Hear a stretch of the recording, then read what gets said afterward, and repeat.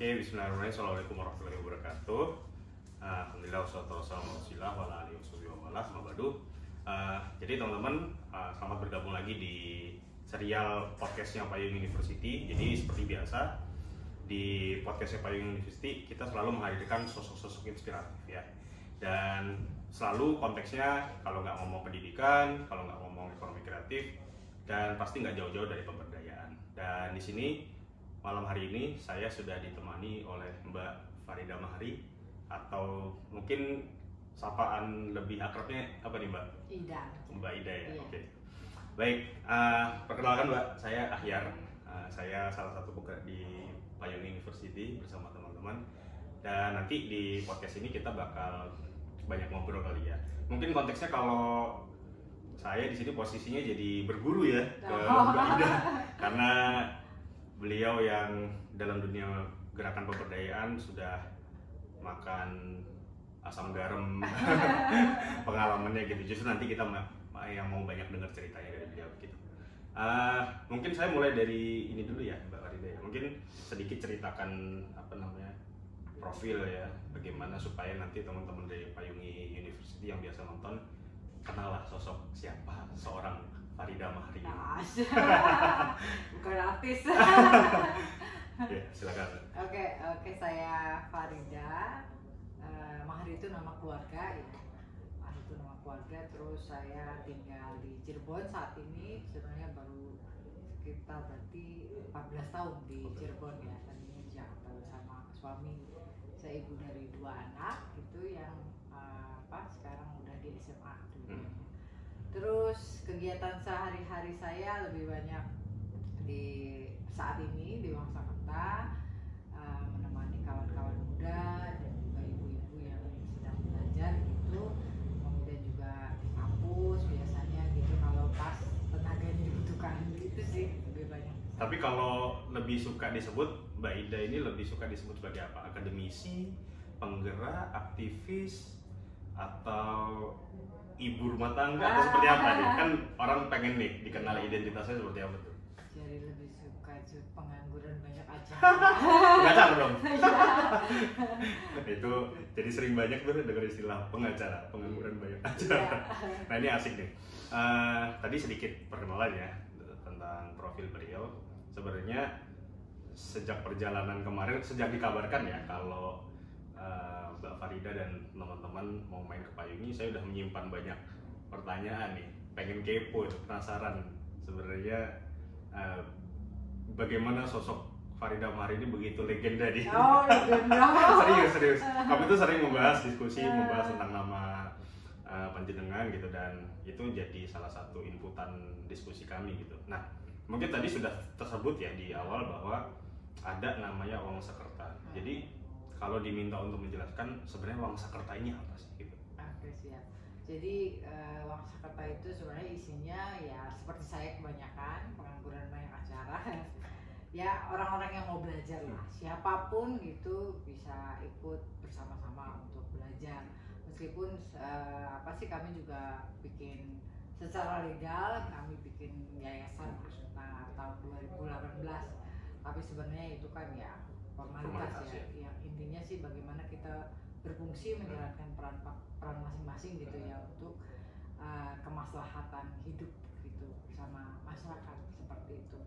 Jadi itu diawali sebenarnya keresahan saya, kawan-kawan muda gitu ya, dengan situasi secara makro Indonesia, global juga gimana di tingkat lokal kayak gitu. Terus kita bilang ini kalau cuma diskusi aja ngapain gitu kan, harus jelas lah kalau emang mau melakukan sesuatu ya ayo gitu. Jadi keliling-keliling di mana ya, cari bikin sarangnya kira-kira gitulah yang pas. Terus sampai ada teman yang membolehkan menggunakan lahannya untuk lahan belajar gitu. Terus kami dari beberapa tempat yang dia berikan gitu, kita memilih salah satu tempat yang tandus gitu. Sebenarnya tidak jauh dari kota, tapi dia tidak ada akses ke tempat itu. Jadi hanya akses bisa motor, nggak ada angkot. Jadi terus juga kampungnya juga tidak seperti kampung terakhir, setelah itu tidak ada kampung lagi. Oh iya. Situasinya ya tandus, kering, terus mungkin kebanyakan kelas menengah ekonomi sorry Mbak, Ah, ah. Wangsakerta sendiri itu kenapa kok bisa ketemu nama itu? Sebenarnya apa tuh filosofi namanya? Iya, itu kan sebenarnya itu nama tokoh Cirebon. Oke, Ya oke. kan? Nama seorang tokoh Cirebon, dia pembelajar, dia katakanlah dia apa sih sering menulis gitu ya mengenai sejarah Cirebon, dia penggagas. Jadi kita mengambil nama ini untuk menginspirasi orang-orang untuk kembali ke sejarahnya kayak gitu. Seperti itu sih. Oke, berarti dari di nama Wangsakerta itu sebenarnya yang pengen diangkat sebenarnya lokalitas Cirebonnya seperti itu ya. Nah tadi menarik bahwa formatnya itu sebenarnya sekolah ya Mbak ya, atau gimana nih? Dikata ya mungkin sekolah-sekolah dalam pengertian yang kita tahu ya, karena dia kan sebenarnya artinya itu waktu luang yang digunakan orang untuk belajar. Schooling. Sekolah kayak gitu. Kalau sekolah dalam pengertian itu ya ini bukan sekolah formal, benar-benar kita menyepakati waktu untuk belajar, kapan belajar apa itu kita sepakati bersama. Oke, kalau konteksnya belajar kan berarti kita harus apa ya, paling tidak ada kalau dibilang pakem bukan sih, paling tidak apa ya, bahasanya kurikulum, walaupun tidak seperti kurikulum baku versinya negara gitu. Kalau bisa dibilang nih, sekolah Wangsakerta ini kalau ditanya kurikulumnya apa sih gitu, kira-kira Mbak Farida bakal jelasin dulu ya, Bu? Iya, awalnya dulu waktu awal-awal dengan anak-anak yang mau ikut belajar itu kita masih mencari format ya kan. Jadi setiap hari kita memutuskan apa sih dengan anak-anak, kalian mau belajar apa? Mau belajar mewarnai gitu kan. Emang kalau mau warnai butuhnya apa? Kira-kira butuhnya buku tulis, buku ini kan, buku gambar, terus pewarna, terus kayak gitu, semuanya didaftar. Terus udah gitu dari mana bisa dapat itu? Nggak bisa, orang tua nggak punya uang gitu kan. Terus kalau nggak punya uang gimana? Terus anak-anak sendiri yang punya ide, gimana kalau kita kerja gitu kan? Maksudnya kerja apa? Itu kan di tetangga ada yang lagi bungkusin garam, kita bisa ikut bungkusin garam, nanti kita dapat upah, itu yang kita beliin alat-alat. Terus satu bungkus garam itu berapa dapat upahnya, semua dihitung kan, sampai untuk dapat buku dengan jumlah segini kita harus menghasilkan berapa bungkus garam. Jadi belajarnya begitu, belajar perhitungan anak. Udah akhirnya disepakati 3 hari tuh siang malam mereka, dan juga aku bilang aja mau gitu kan, tapi karena mereka punya cita-cita sendiri kan, mereka mau. Terus akhirnya 3 hari dapat, meskipun tidak total seperti yang direncanakan ya, terus disubsidi, mereka happy banget habis itu belajar. Gambarnya terserah mereka, bagaimana cara menilainya. Ya menurut kalian mana yang paling bagus, kenapa itu bagus, pokoknya harus punya reasoning kayak gimana belajar mengutarakan pendapat. Gitu-gitu, jadi tiap hari itu bisa berbeda-beda tergantung kesepakatan. Hari ini kita mau kemana nih, ke kebun, mau lihat apa, tanaman, atau belajar ke sungai, macam-macam lah. Pokoknya istilahnya mengenal kampung sendiri dulu aja. Kayak gitu. Saya kok melihatnya ini sebagai apa ya, kalau versinya Imam Ghazali dulu pernah nyebutin tuh intuitive learning. Orang lebih banyak belajar dari pengalaman, lebih banyak belajar dari lingkungan sekitar. Dan saya lihat kalau dari penjelasan Mbak Farida tadi, memang anak-anak ini di-drive untuk punya mimpi buat ngembangin imajinasinya, cuman Wangsakerta hadir sebagai wadah untuk memfasilitasi mereka. Nah, ini yang menjadi menarik nih Mbak Farida. Apa dulu waktu awal-awal, apa yang membuat seorang Farida Mahari itu tergerak untuk melakukan interaksi kepada mereka-mereka ini yang akhirnya menjadi teman pemberdaya nih Mbak Farida di sana gitu? Ya kan kebetulan memang itu ya, dari sejak saya mahasiswa gitu kan, memang senangnya pekerjaannya begitu gitu, ngurusin orang gimana ya supaya gini, sampai akhirnya sampai sekarang. Terus kan waktu selesai kuliah lebih banyak bekerja di institusi yang formal gitu kan, baik pegawai LSM maupun di perguruan tinggi. Terus begitu kan, itu masalah nggak pernah habis gitu kan. Saya capek jadi rumah sakit gitu kan ya gitu. Jadi ada keresahan kan, gelisah ini. Kayaknya saya nggak happy kayak gini. Saya lebih happy kalau saya memang ya mengerti apa sih yang dialami, terus dari mengerti itu ngajak mereka untuk dialog sampai mereka bisa menemukan idenya sendiri, bagaimana harus melakukan perubahan kayak gitu. menyampaikan visi pemberdayaan itu kan tentu nggak mudah ya Mbak Farida ya. Sebenarnya kami di Payuni juga penasaran bagaimana sih orang-orang hebat seperti Mbak Farida itu bisa mendeliver visi-visi, mimpi-mimpi itu sehingga orang itu bisa mengunyahnya atau mengkonsumsinya itu dengan renyah. Tentu kan itu tugas berat sebagai seorang penggerak ya. Nah, kita penasaran nih Mbak Farida, kira-kira apa yang bisa dibagi ke kita terkait dengan penanaman visi orang itu supaya punya mimpi yang sama, visi yang sama, dan tahu arah jalannya mau kemana sehingga kita bisa gerak bareng gitu. Iya, dari pengalaman saya itu ya, yang paling penting itu dia orang itu ditanya, dialog gitu ya, sebenarnya apa sih yang mereka pikirkan, apa yang mereka rasakan, terus mereka dari apa yang mereka ungkapkan menurut mereka apa yang bisa dilakukan dengan sumber daya apa, kayak gitu. Belajar melihat potensi yang ada untuk mengatasi masalah-masalahnya. Karena sebenarnya sih menurut saya itu orang itu hanya kurang orang yang bisa diajak ngobrol. Oh, oke. Gitu. Jadi kebanyakan kan orang itu sendiri-sendiri gitu kan. Sendiri-sendiri, ngamuk, marah, stres gitu. Tapi jarang yang benar-benar bisa ngobrol. Ini kita harus gimana, di masyarakat ini udah hilang tuh. Udah hilang rasa gotong royongnya, musyawarahnya. Mungkin ada gotong royong tapi kan untuk kawinan gitu. Tapi untuk masalah-masalah sebenarnya jarang sekali dipikirkan. Masalah kekeringan, masalah kemalingan, kalau di musim paceklik kan udah jarang orang yang ngobrol. Semuanya hanya bisa protes, marah, stres kayak gitu. Ya, dialog itu kan proses panjang ya, bukan sehari 2 hari gitu. Mungkin kita pengen melihat juga Mbak, sebenarnya best practice versi dialognya Wangsakerta ini seperti apa sih, khususnya Mbak Farida sebagai pelakunya sendiri, melihat gimana nih struktur atau bangunan dialog yang kira-kira ideal supaya kita bisa nyambung, supaya kita bisa lebih diterima oleh masyarakat ini seperti apa? Pasti harus informal. Oke. Nggak bisa kalau formal.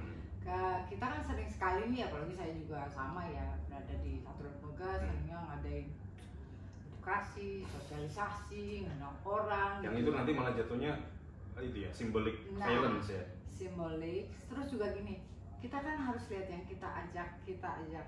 Ketika kita ngomong nih, ceramah, lihat deh sinar mata orang-orang ini. Kita nggak ngerti kita ngomong itu apa gitu kan. Saya tuh suka sedih. Ini kayaknya nggak pada ngerti nih gitu. Jadi harus oke lah kita punya acara formal, tapi setelah itu kita harus tetap jalan yang informalnya, datengin satu persatu, bergabung, gaul lah gitu. Jangan seperti orang menunjuk jauh di sana, mereka nggak ngerti yang diomongin, no clue gitu. Iya.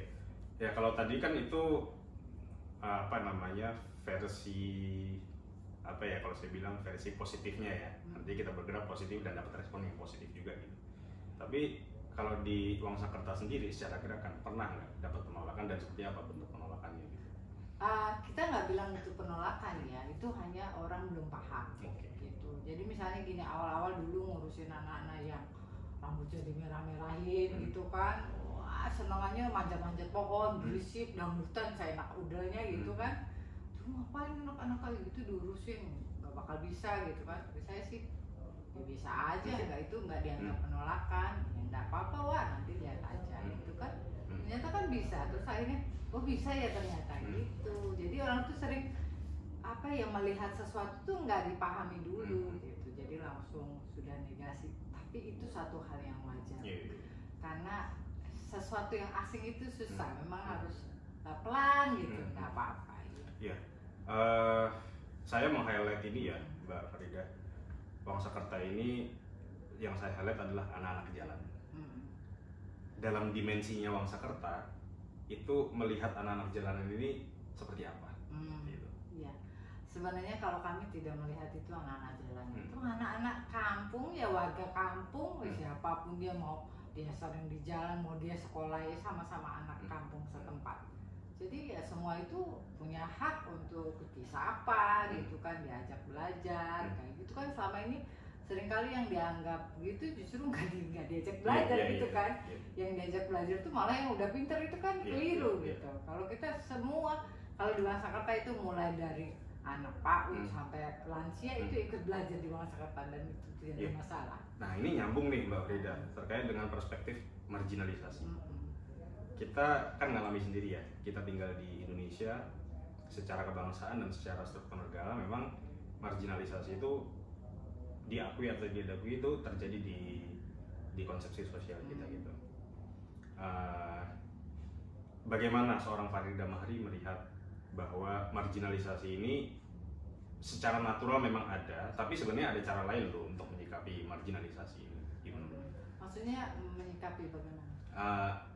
Kita pengen tahu aja nih perspektifnya Mbak Farida terkait dengan marginalisasi yang tadi garis bawahnya itu adalah ini sebenarnya sadar nggak sadar sudah kita lakukan. Seperti tadi ada anak jalanan, kita nggak punya dia anak jalanan, ada orang kita ngerasa oh urusan orang lain aja gue, kita ya lepas tanggung jawab. Ya labeling gitu ya, itu kita senangnya labeling begitu, terus karena labeling itu jadi menjauhkan kita untuk memahami apa yang sebenarnya terjadi sama mereka kan gitu ya, itu dihilangkan saja. Jadi menurut kita harus melihatnya bukan penampilannya, bukan asalnya.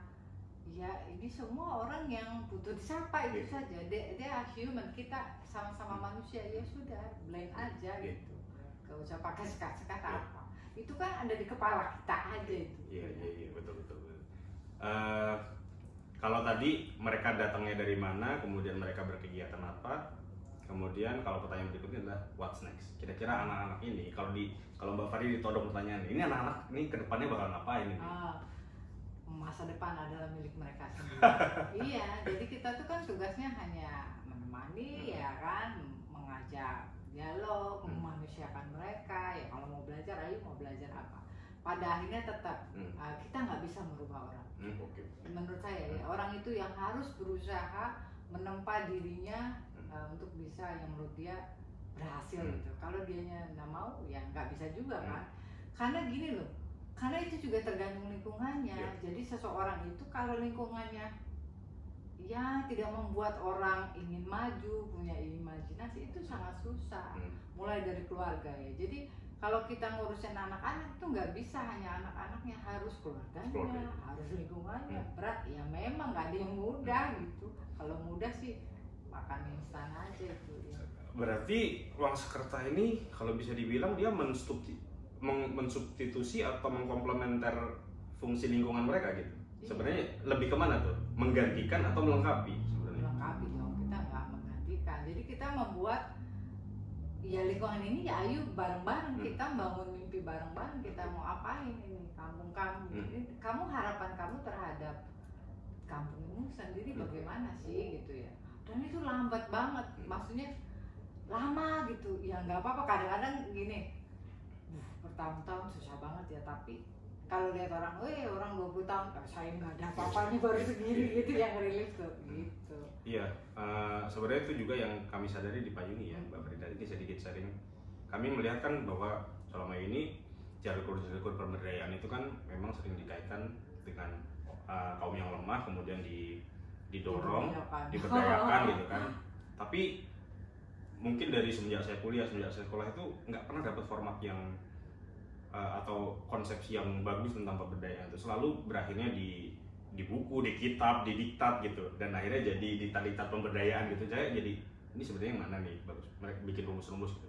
Tapi kalau saya lihat dari penjelasan Mbak Farida tadi agak nyambung nih antara versinya Payuni dengan Wangsakerta nih, bahwa pemberdayaan itu memang basisnya teritori gitu ya, ada permasalahan dalam teritori yang diselesaikan. Artinya omong kosong lah ngomongin pemberdayaan, tapi teritorinya itu nggak jelas, tidak ada penggerak di sananya seperti itu. Jadi pemberdayaan itu ya bukan program, dan dia lebih ke gerakan ya, Mbak Frida ya. Kalau gerakan kan nggak ada anggaran, nggak ada program dari pemerintah, ya jalan aja. Karena ini soal hidup, ini bukan soal proyek. Aduh, ini bagus banget nih ini. Iya. Jadi kemarin juga kan kami baru kerjasama tuh dengan Aliansi Organisasi Indonesia untuk membicarakan masalah konservasi air dan tanah. Dan itu kan sekarang huge ya problem karena perubahan iklim dan lain-lain. Terus kan juga ya kita melihat sudah banyak orang yang melakukan program konservasi, tapi ya karena project ya nggak kemana-mana. Akhirnya selesai dengan durasi waktu. Nah, gitu. padahal masalah konservasi itu bukan project, itu hidup kita nggak bisa. Kalau nggak ada air kita mau hidup pakai apa? Gitu. Apalagi tadi konteksnya di daerah itu tandus ya, memang ada. Nah ini terakhir nih yang menarik dari Wangsakerta ini, tadi udah disebutkan juga ada aliansi, ada segala macam, ada lembaga-lembaga. Gimana seorang Farida Mahari bisa interkoneksi ya antara Wangsakerta sebagai gerakan dengan ya mungkin bisa dibilang lembaga-lembaga atau rekanan atau komunitas atau gerakan-gerakan lain, sehingga Wangsakerta itu secara rekognisi juga dikenal oleh banyak orang gitu. Iya. Kami itu nggak menegasikan organisasi itu sukanya proyek, bukan urusan. Yang penting kita satu visi, itu satu misi, kita bisa memberi kontribusi apa kepada orang-orang di sekitar kita gitu kan. Itu aja, jangan kita tulus aja, jadi nggak usah ngomongin soal uang, nggak usah. Itu kita bukan bekerja ini bukan untuk uang, walaupun memang butuh ya uang, tapi bukan itu yang utama. Kita bisa banyak cara ya. Jadi coba bayangin di Wangsakerta ini yang mulai dari gak punya apa-apa, itu gubuk bambu, jadi anak-anak itu belajar di bawah pohon bambu, terus sampai sekarang udah berdiri saungnya. Ya walaupun memang misalnya saya dan suami gitu yang lebih punya banyak rezeki, uangnya masuk ke dan itu tidak masalah. Tapi teman-teman juga pada akhirnya percaya kan bahwa ini bukan untuk saya mencari uang gitu. Jadi banyak banget tuh bantuan. Jadi kalau lebaran, jadi ada orang yang menyumbang ini untuk zakat. Saya bilang, boleh nggak zakat maunya ini digunakan untuk yang lebih sustain, misalnya ruang belajar. Oh boleh, sangat boleh. Jadi gitu caranya. Jadi berapa orang yang percaya membantu juga lembaga-lembaga baik pemerintah maupun non pemerintah. Itu sekarang kita udah ibaratnya, kita harus apa nih, udah bareng-bareng ya, tanpa harus bicara soal uang. Kalau punya uang ya kita jalan, nggak punya uang ya tetap jalan, nggak ada masalah. Jadi sekarang ini banyak desa-desa yang udah bersepakat gitu untuk belajar pemetaan, untuk punya pangkalan data desa. Itu menurut kalau dikatakan prestasi ya prestasi teman-teman di Wangsakerta ya, yang mau sabar gitu mendekati pemerintah, betapa pentingnya data ini untuk membangun desa-desa mereka ya, basisnya data itu luar biasa. Tapi ya itu kami selalu bilang nggak usah mikirin dana, iya kan? Kalaupun punya dana, ya lebih penting buat masyarakatnya sendiri. Kami hanya punya sedikit keahlian yang bisa kami bagi. Udah begitu saja. Ya. Oke, wah ini buat teman-teman yang nonton nih, ini jangan lupa di Google dicari informasinya tentang Wangsakerta. Kalau saya sendiri, saya udah banyak membaca dan nggak sedikit figur-figur yang ada di Wangsakerta yang disebutkan di artikel-artikel itu, dan saya sebenarnya banyak menggali lah di internet, dan udah secara reputasi udah kita banyak dapat inputan lah dari sana. Jadi ini suatu kehormatan banget bisa ngobrol sama Mbak Farida, penggeraknya langsung. Jadi wah senang banget lah pokoknya. Nah kita mau geser ke ini Mbak, mau geser ke Pasar Bangsat. Ini apa sebenarnya? Ini barang apa nih sebenarnya nih? Silakan Mbak. Jadi gini kan, kita kan kami melakukan gerakan bersama ibu-ibu, ngajak ibu-ibu menanam ya. Bukan hanya menanam itu untuk perkara ekonomi, bukan. Sebenarnya menanam pertama dia karena kawasan ini tandus, sementara lahannya itu udah banyak lahan milik orang lain, dan tidak ada lagi generasi petani udah tua-tua 50 tahun ke atas, dan membuat orang untuk mau menanam, memegang tanah, menanam dalam skala kecil itu rumit gitu, lama sekali ngajak orang menanam itu. Terus mulai dari menanam, terus kita juga dari menanam itu kan otomatis kita tuh kan 70-80% sampah itu organik sebenarnya, ya kan, apalagi di kampung-kampung kan. Jadi justru dengan kita ngajak masyarakat menanam, membuat kompos dari sampah organik ini, otomatis orang akan memilah sampah, gitu kan. Terus dari situ hasil menanam ini sebenarnya lebih banyak untuk kebutuhan sendiri. Saya bilang ke ibu-ibu ini, kan kita sudah petakan tuh, ternyata 80% penghasilan mereka habis untuk biaya pangan. Terus mau seperti ini terus? Enggak. Ya, jadi gimana ya? bagaimana caranya kita memproduksi pangan kita sendiri. Yang bisa kita produksi, kecuali kayak minyak goreng kita nggak bisa lah, kita harus beli.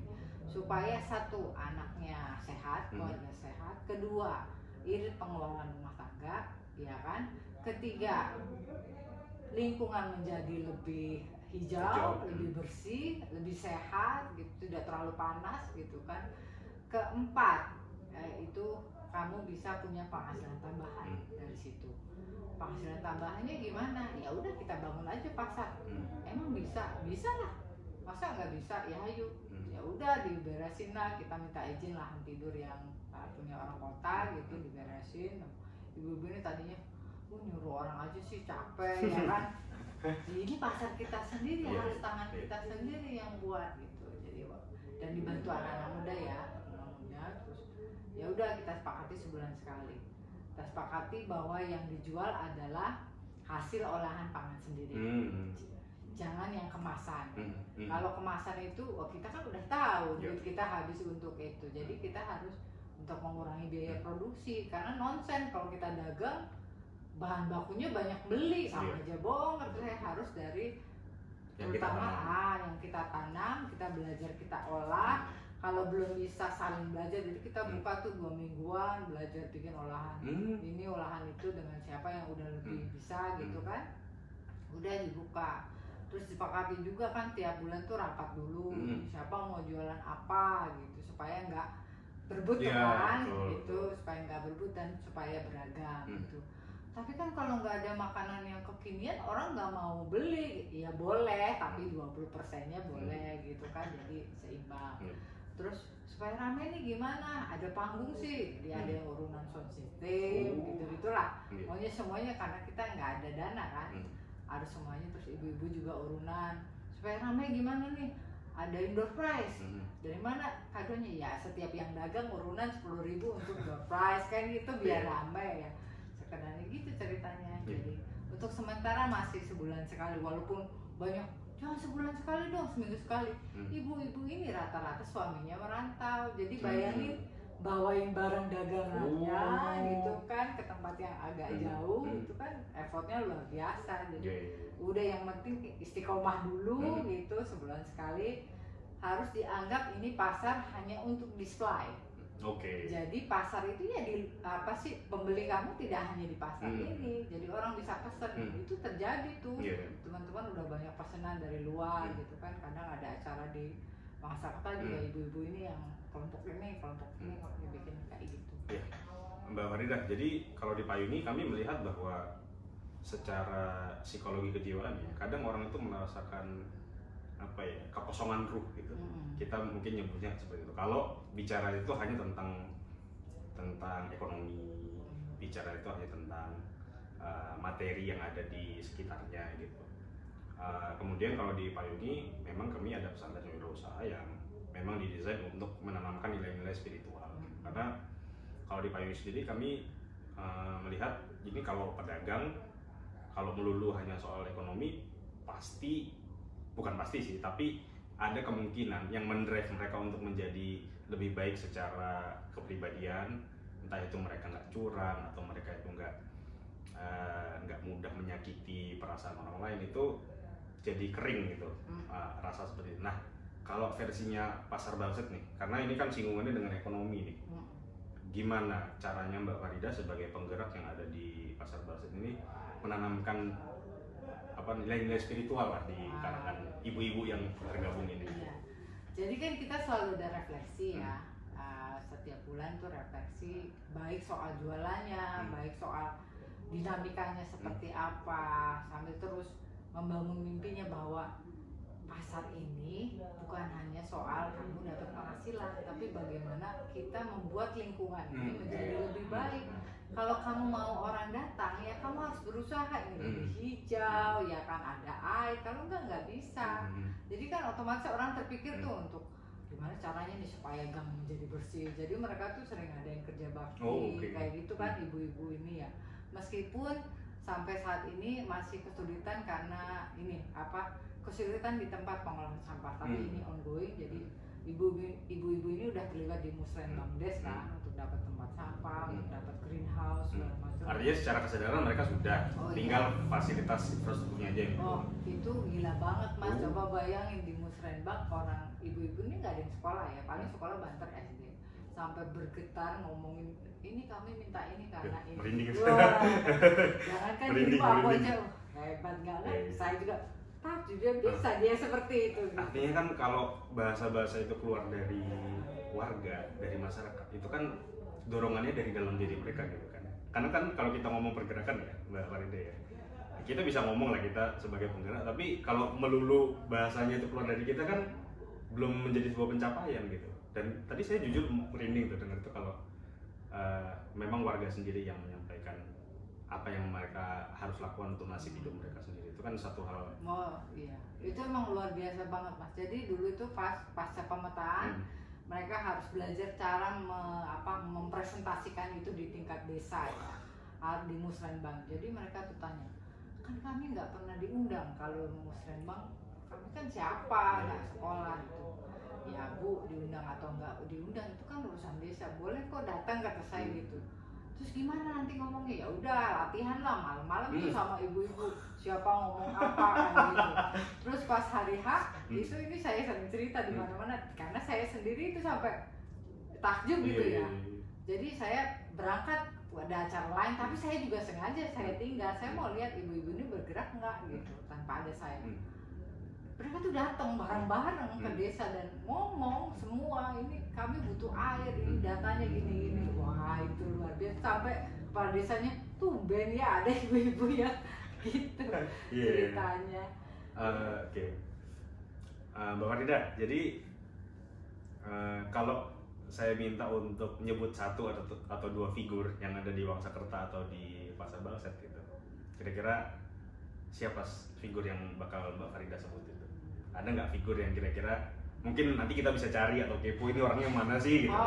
Iya, yang konsisten ibu-ibunya ada Mbak Fat, ini saya ajak juga ya. Hari ini sebenarnya mau ngajak dua ibu-ibu, tapi kan ibu-ibu tuh selalu punya anak kecil, nggak bisa ditinggal atau isu kesehatan, jadi ya sudah Angpat yang saya ajak ke sini.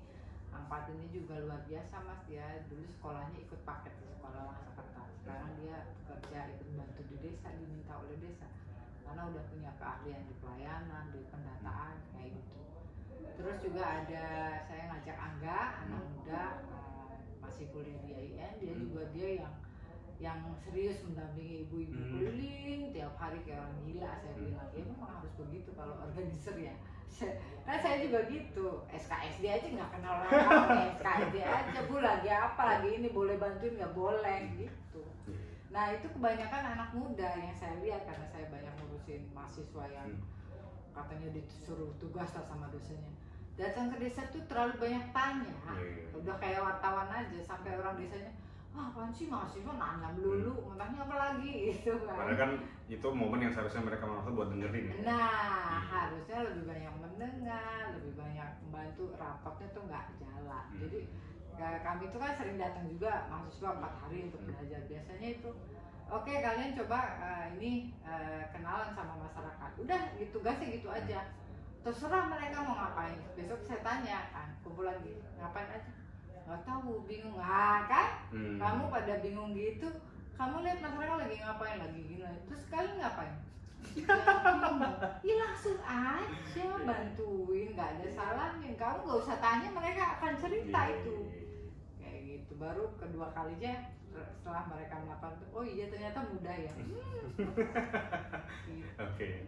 Mbak Farida, ini kita kalau mau panjang lebar kayaknya sampai pagi nih saya bakal kayaknya di belakang kamera nanti banyak ngobrolnya sama Mbak Farida. Tapi mungkin sebagai penutup ya Mbak Farida ya, karena durasi kita nggak bisa banyak-banyak, takutnya nanti penontonnya, bagusnya sih dibikin serial ya. Pertanyaan terakhir saya buat Mbak Farida, sebenarnya apa sih yang jadi energi seorang Farida Mallari itu?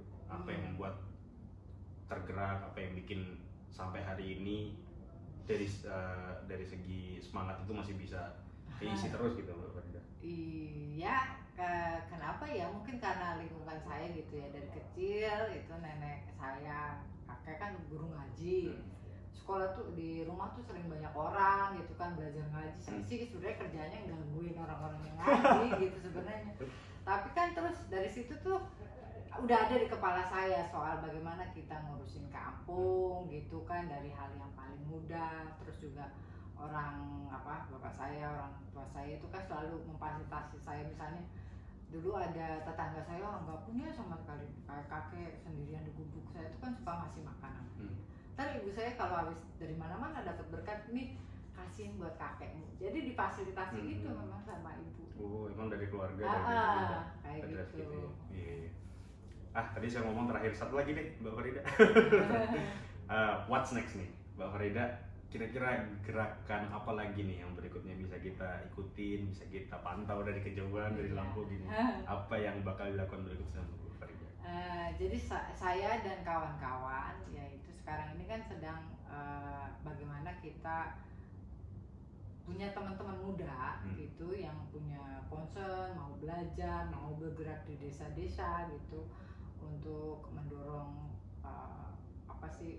bagaimana di desa-desa ini menjadi lebih baik, mulai dari pangkalan data, belajar mengorganisir masyarakat, dan luar biasa gitu. Jadi sekarang ini katakanlah 4 desa sudah siap untuk pangkalan data dengan dana mereka sendiri. Ini yang dampingi, yang ngajarin siapa itu Mbak? Yang ngajarin? Yang teman-teman ini? Ya Wangsakerta. Iya, jadi sebulan mereka. Kalau di kami kan orang yang mau belajar di Wangsakerta itu 3 bulan harus mondok. Gitu. Mulai dari ngurus lahan, ngurus ternak, ngurus ke kampung, bantuin para petani, ya ibu-ibu, semuanya harus kamu mengenal itu bagaimana kehidupan itu yang sebenarnya. Kayaknya menarik nih, nanti Pak Yugi pengen duplikasi nih konsep mondoknya ini. Iya. Nah, nanti kita bahas di serial berikutnya ya, mungkin dalam obrolan yang lebih informal lagi. Mudah-mudahan kita, alhamdulillah malam hari ini banyak dapat ilmu, dapat banyak pengalaman, dapat banget cerita dari Mbak Farida.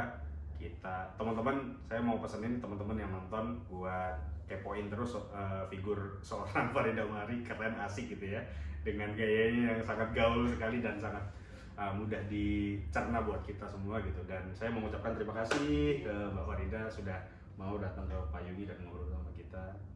Jadi teman-teman, kita pamit undur diri. Makasih semuanya yang sudah nonton. Saya akhiri. Assalamualaikum warahmatullahi wabarakatuh. Terima Makasih. kasih.